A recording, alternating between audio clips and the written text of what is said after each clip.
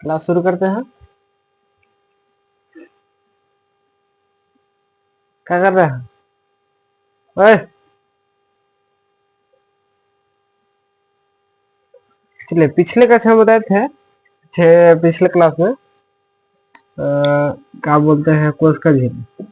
कोशिका झिल्ली, कोशिका झिल्ली बताए थे। एक बताए थे कोशिका भित्ति, इसको बोलते हैं इंग्लिश में सेल मेम्ब्रेन, और इसको बोलते हैं कोशिका भित्ति यानी कि सेल वॉल। इसे तो पता है। आज पढ़ेंगे माइटोकॉन्ड्रिया। इसका दूसरा नाम है सूत्रकणिका। सूत्र लिखा जाता है, सूत्रकणिका है। माइटोकॉन्ड्रिया आपका इंग्लिश नाम है, सूत्रकणिका इसको भी कह सकते हैं। इसका जो खोज किए थे माइटोकॉन्ड्रिया का, समझ गए? कौन किया था? आल्टमैन। कौन किया था? आल्टमैन। चलिए, जैसे मान लीजिए कि माइक्रोकांडिया का काम क्या है, तो माइक्रोकांडिया का काम ये है, जैसे हम लोग सांस लेते हैं, समझ गए? तो हम लोग अगर सांस लेते हैं तो हीमोग्लोबिन के द्वारा जो श्वास होता है, हीमोग्लोबिन कहाँ ले जाकर छोड़ देता है? यहाँ पे देखिए, जैसे ये आपका उसका झिल्ली है, यहाँ पे है माइटोकॉन्ड्रिया है, ठीक है। यहाँ पे ढेर सारा आता है, गोल्गी बॉडी भी आता है, भी आता है। देखिए,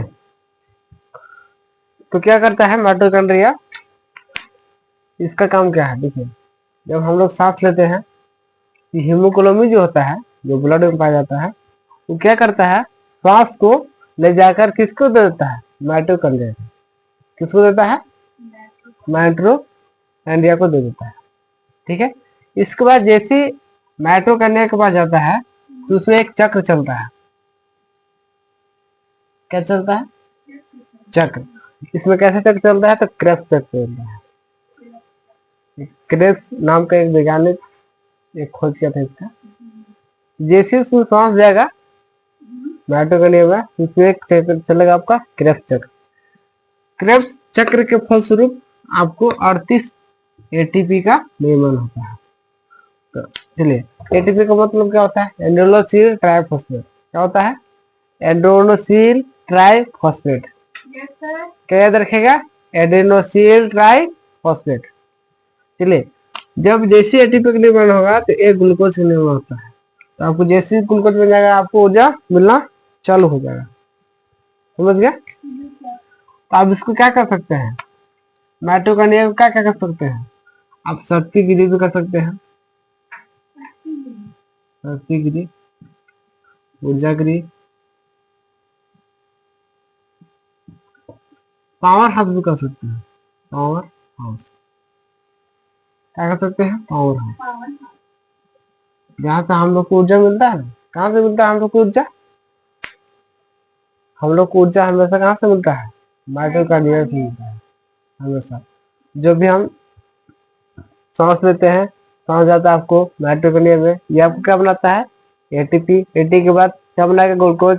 फिर क्या होता है? ग्लूकोज से हम लोग को फिर ऊर्जा मिलता है। समझ गया? चलिए, आगे है गोल्जी बॉडी। तो गोल्जी बॉडी काम क्या है? जैसे मान लीजिए कि हम बोल रहे हैं, ठीक है, बोलते बोलते क्या होता है कि मेरा जीभ में ऊर्जा खत्म हो गया।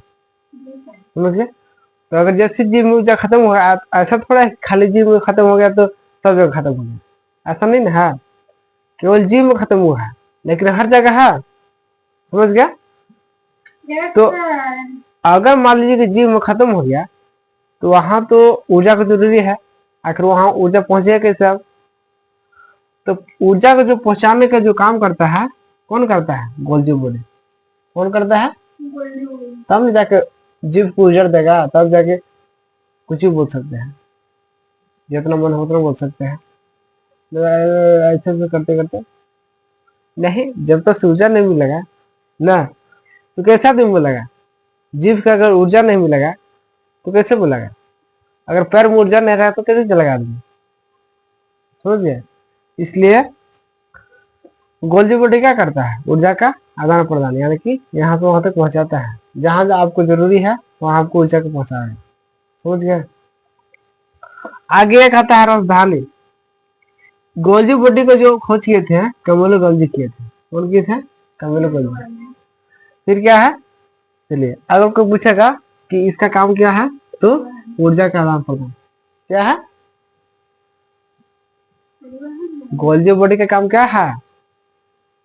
ऊर्जा का आदान प्रदान करना, यानी कि परिवहन करना, पहुंचाना, है ना, एक जगह से दूसरी जगह ऊर्जा को पहुंचाना। समझ गए। चलिए फिर आता है एक रसधानी। रसधानी जिसका वैक्यूम बोल सकते हैं। इसमें क्या होता है, जल। जैसे मान लीजिए जल संग्रहण जल समझते हैं, जमा स्टोर करके रखना। जैसे मान लीजिए कि हम लोग के अंदर लगभग 65% के आसपास जल रहता है, शरीर में रहता है ना। संग्रहण मतलब जमा करना, जी, जमा करके रखता है। जैसे मान लीजिए कि हम लोग में लगभग 65% पानी रहता है। आखिर पानी रहता कहाँ है? अगर यहाँ काटेंगे तो यहाँ पानी निकलेगा? खून निकलेगा। माथा फोड़ो तो अभी पानी निकलेगा? खून निकलेगा। लेकिन पानी रहता कहाँ है? तो इसी में रहता है, धरती में, राजधानी में रहता है आपको। जो कि हम लोग बहुत छोटा होता है, पेड़ पौधा जो होता है उसमें बहुत बड़ा होता है, जो बहुत छोटा होता है। समझ गए। तो समझ गया, गोल्जी बॉडी समझ गए, माइटोकॉन्ड्रिया समझ गए। चलिए एक बार फिर पूछते हैं, माइटोकॉन्ड्रिया खोज किसने किए थे? भूल गए। माइटोकॉन्ड्रिया की खोज अल्टमैन किए थे। कौन किए थे? अल्टमैन। यहाँ देखिए लिखा हुआ है अल्टमैन है, अल्टमैन, अल्टमैन क्या हुआ? तो कौन किए थे? अल्टमैन। माइटोकॉन्ड्रिया की खोज कौन किया? अल्टमैन। चलिए गोल्जी बॉडी का कौन किया था? कैमिलो गोल्जी, है ना। चलिए फिर क्या है, राजधानी। राजधानी का काम क्या है? जल को संग्रह करके रखता है। और माइटोकॉन्ड्रिया का काम क्या है बताइए? ऊर्जा देना, है ना। इसको पावर हाउस में कर सकते हैं। फिर क्या है, राजधानी का काम क्या है? एक दोनों पूछ सकता है, कभी कभी हिंदी में पूछ सकता है, कभी कभी इंग्लिश में पूछ सकता है। क्या आखिर जल जो संग्रह होता है, जल संग्रह करने का काम किसका है?